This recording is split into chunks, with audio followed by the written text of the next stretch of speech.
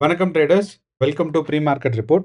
So இன்னைக்கு நம்ம இந்த வீடியோவில் என்ன என்ன பார்க்க போறோம்னா 8ஆம் தேதி ஏப்ரல் மார்க்கெட் என்ன நடக்க போகுதுங்கிறத தான் பார்க்க போறோம். நமக்கு எல்லாருக்கும் தெரியும் மார்க்கெட் நேத்து வந்து ஒரு பயங்கரமான டவுன்ஃபால் இருந்துச்சு. ஸோ நமக்கு நிஃப்டி 50 அது மட்டும் இல்லாம பேங்க் நிஃப்டி 2மே பார்த்தீங்கன்னா ஒரு 5% கேப் டவுன். அதாவது மார்க்கெட் டவுன்ஃபால் ஆயிருந்தா கூட பரவால்ல. மார்க்கெட் ஓப்பன் ஆகும்போதே ஒரு 5% கேப் டவுன்ல தான். அப்போ இந்த 5% கேப் டவுன் ஓப்பன் ஆகும்போது இங்க பார்த்தீங்கன்னா ஓப்பனிங் பிரைஸ் இந்த இடத்துல இருக்கும். ஸோ நான் என்ன பண்றேன், இந்த கேண்டில்ல இருந்து ஓப்பனிங் பிரைஸ் வச்சேன் 4.8% ஆல்மோஸ்ட் லைக் 5% ஈக்குவல்.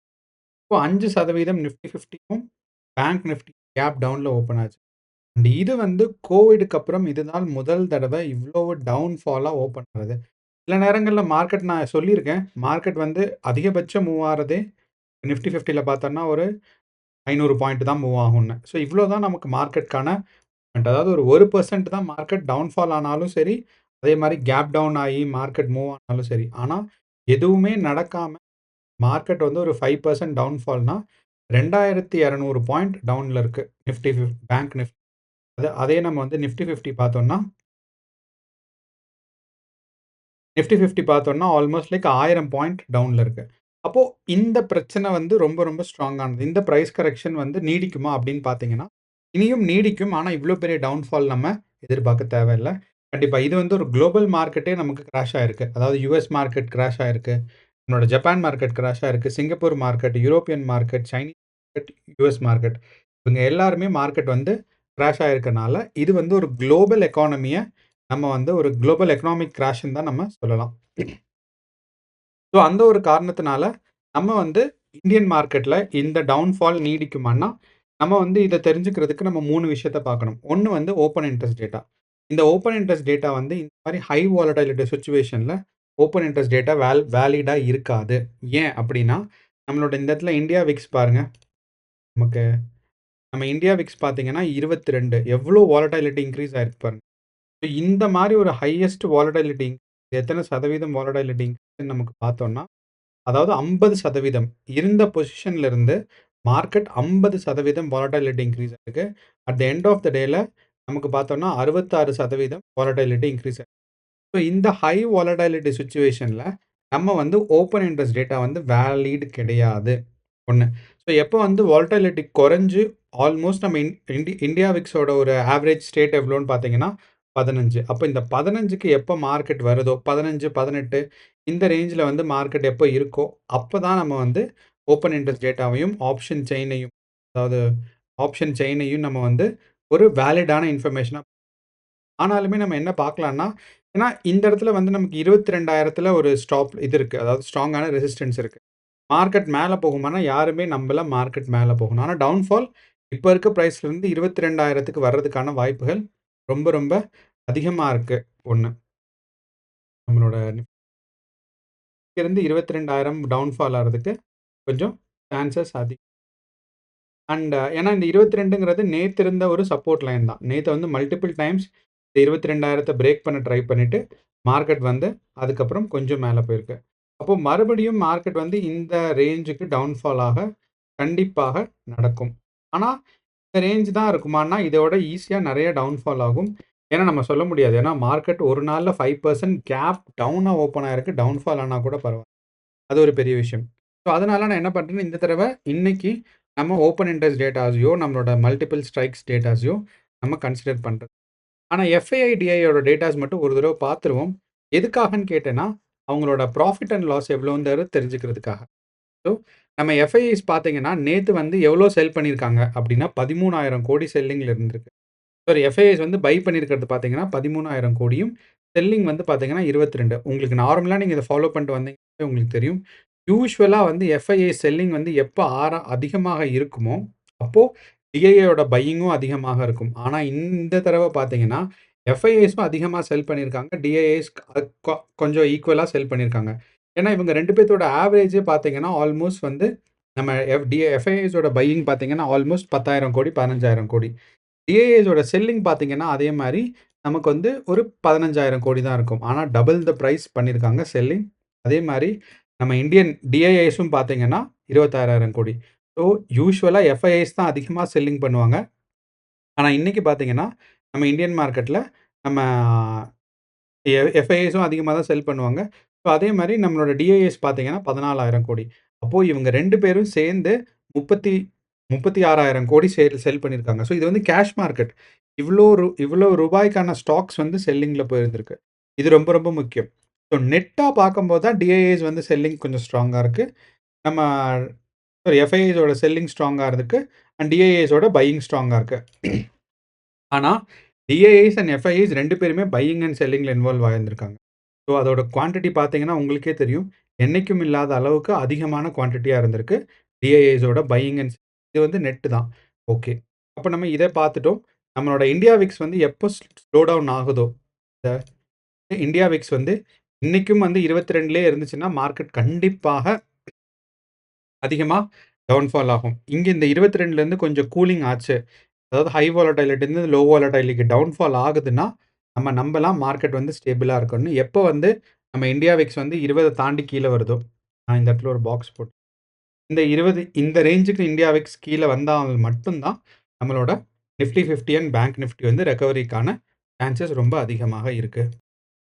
அப்ப இந்த ரேஞ்ச விட்டு மேல இருந்துச்சுன்னா, மறுபடியும் நம்மளோட ஸ்டாக்ஸ் வந்து கீழ போறதுக்கான சான்சஸ் நெறையா இருக்கு. ஓகே. நம்ம இத பார்த்துட்டோம். இப்ப நம்ம லாஸ்ட்டா இன்னொரு டேட்டா என்னத்த பார்க்கலாம் அப்டின்னா, நம்மளோட அ நிஃப்டி, கிஃப்ட் நிஃப்டி. இது வந்து மிட் கேப்பு. நம்ம கிஃப்ட் நிஃப்டி டேட்டா பார்த்தோம்னா, நமக்கு இங்க இந்த இடத்துல தெரியும். ஏன் இந்த கிஃப்ட் நிஃப்டி நமக்கு ரொம்ப ரொம்ப முக்கியம் அப்டின்னு கேட்டீங்கன்னா, கிஃப்ட் நிஃப்டில நமக்கு எவ்ளோ டவுன்ஃபால் ஆயிருந்துச்சோ, கரஸ்பாண்டிங்கான டவுன்ஃபால் தான் நமக்கு எக்ஸ்பெக்ட் பண்ணோம். ஸோ கிஃப்ட் நிஃப்டி நமக்கு வந்து இப்போ 6 மணிக்கு ஓப்பன் ஆகும்போது நீங்க பார்த்தீங்கன்னா, கேப் அப் ஓப்பன் ஆயிருந்திருக்கு. இது வந்து ஒரு நல்ல விஷயம். ஏன்னா, இந்தியன் மார்க்கெட் வந்து இன்னைக்கு கேப் அப்பா ஓப்பன் ஆறதுக்கான வாய்ப்புகள் ரொம்ப சிறப்பா இருக்குன்னு நம்ம சொல்லலாம். அது எப்போ வந்து கிஃப்ட் நிஃப்டி ரெக்கவரி ஃபேஸ்ல இருக்கோ, அப்போ நம்மளோட நிஃப்டியும் வந்து ரெக்கவரி ஃபேஸ்ல இருக்கும். ஏன்னா கிஃப்ட் நிஃப்டிங்கிறது நம்ம எக்ஸ்டெண்டட் ட்ரேடிங் செஷன் மாரி. நமக்கு வந்து கிஃப்ட் நிஃப்டி வந்து 6:30க்கே தொடங்கிரும். நீங்க உங்களுக்கு தெரியும்னா தெரியும். 2:30லேருந்து அதே மாரி 11:30 வரைக்கும். மிட் நைட்லேருந்து மிட் நைட் வரைக்கும் நமக்கு கிஃப்ட் நிஃப்டி ஓப்பன். ஸோ அந்த ஒரு காரணங்கள்னால, நமக்கு இன்னைக்கு 6:30க்கு மார்க்கெட் ஓப்பன் ஆகும்போது, ஸோ அதுக்கு முன்னாடி பார்த்தீங்கன்னா 2:30 அதுக்கப்புறம் 6:30க்கு மார்க்கெட் ஓப்பன் ஆகும். ஸோ இந்த 6:30க்கு மார்க்கெட் இந்த இடத்துல ஓப்பன் ஆகும்போது, நமக்கு என்ன நடந்திருக்குன்னா, கேப் அப் நடந்திருக்கு. ஸோ எவ்வளோ பெர்சன்டேஜ் கேப் அப் நடந்திருக்கு? இந்த இடத்துல தான். அப்போ ஒரு 0.5% கேப் அப் நடந்திருக்கு. ஓகே. அப்போ நம்ம இந்தியன் மார்க்கெட் கொஞ்சம் புல்லிஷா இருக்கிறதுக்கு, இல்லன்னா ரெக்கவரி ஃபேஸ்க்கு இருக்கிறதுக்கான வாய்ப்புகள் இருக்கு. ஆனாலுமே, எப்போ நம்ம இந்தியா விக்ஸோட டேட்டாஸ் வந்து மாறுதோ, அதுதான் நமக்கு முக்கியமான டேட்டா. ஸோ இப்போ நமக்கு வந்து அப்போ முக்கியமா நமக்கு வந்து கிஃப்ட் நிஃப்டி எப்போ நமக்கு இந்த 20க்கு கீழ வருதோ, 15 வரைக்கும் வந்துருச்சுன்னா மார்க்கெட் ஸ்டேபிள்னு அர்த்தம். அப்படி 20க்கு கீழ எப்போ வருதோ, அப்பதான் நம்மளோட மார்க்கெட் வந்து ஸ்டெபிலைசேஷனுக்கு வருதுன்னு அர்த்தம். ஆனா நம்மளோட இந்தியா விக்ஸோட டேட்டா வந்து பாசிட்டிவா இன்னைக்கு இருக்கணும்னு நம்பலாம். ஆனா நம்மளோட கிஃப்ட் நிஃப்டி டேட்டா நமக்கு வந்து என்ன சொல்லுதுன்னா, மார்க்கெட் மேல போறதுக்கான வாய்ப்பு இருக்குன்னு சொல்லுது.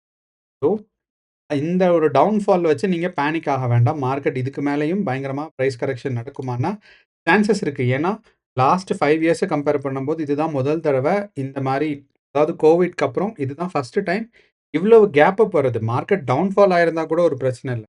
கேப் அப்பே இவ்வளவு ஆகுதுன்னா, அவ்வளவு மார்க்கெட்டோட இன்ட்ரெஸ்ட் லூஸ் ஆயிருக்குன்னு அர்த்தம். அது இது இந்தியன் மார்க்கெட்டோட ப்ராப்ளம் இல்ல. இந்தியன் எக்கானமியோட ப்ராப்ளம் இல்ல. குளோபல் எக்கானமியே டவுன் சைட் இருக்கு. நம்ம யுஎஸ் மார்க்கெட்ட நம்ம சொல்ல நம்ம யுஎஸ் மார்க்கெட்டும் சேம் கேஸ் தான். நீங்க பார்த்தீங்கன்னா தெரியும். நம்ம யுஎஸ் மார்க்கெட் பார்த்தீங்கன்னா, கடந்த 3ஆம் தேதியிலிருந்து நேத்து பார்த்தீங்கன்னா, மார்க்கெட் வந்து ஒரு 3% டவுன்ல ஓப்பன் ஆயிருந்திருக்கு. அண்ட் டவுன்ஃபால் ஆயிருக்கிறது பார்த்தீங்கன்னா, ஆல்மோஸ்ட் 10%. இது வந்து S&P 500. இதே மாரி தான் நமக்கு வந்து நாஸ்டாக்கும் டவுன்ஃபால் ஆயிருந்திருக்கு. கேப் டவுனா இருந்திருக்கு. 2 நாளா தொடர்ந்து கேப் டவுன். நீங்க பார்த்தீங்கன்னா, ஃபர்ஸ்ட் டே வந்து நமக்கு வந்து ஆல்மோஸ்ட் லைக் ம் 2% கேப் டவுன். அதுக்கப்புறம் பார்த்தீங்கன்னா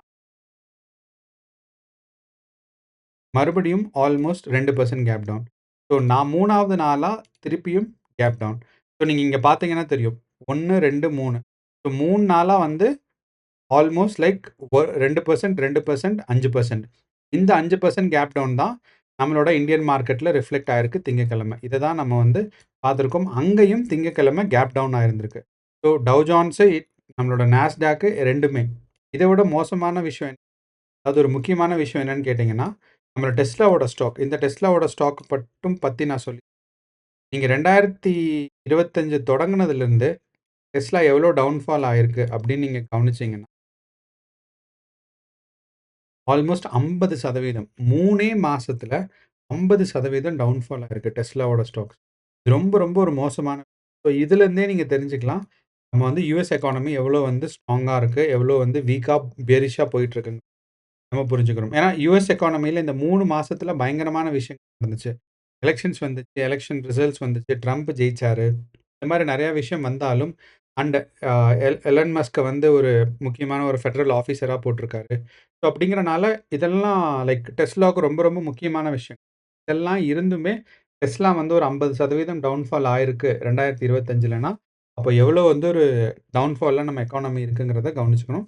அண்ட் நீங்க பேனிக் ஆக வேணாம். கண்டிப்பா இதிலிருந்து மார்க்கெட் ரெக்கவரி ஆகுறதுக்கான வாய்ப்புகள் ரொம்ப ரொம்ப அதிகமாக இருக்கு.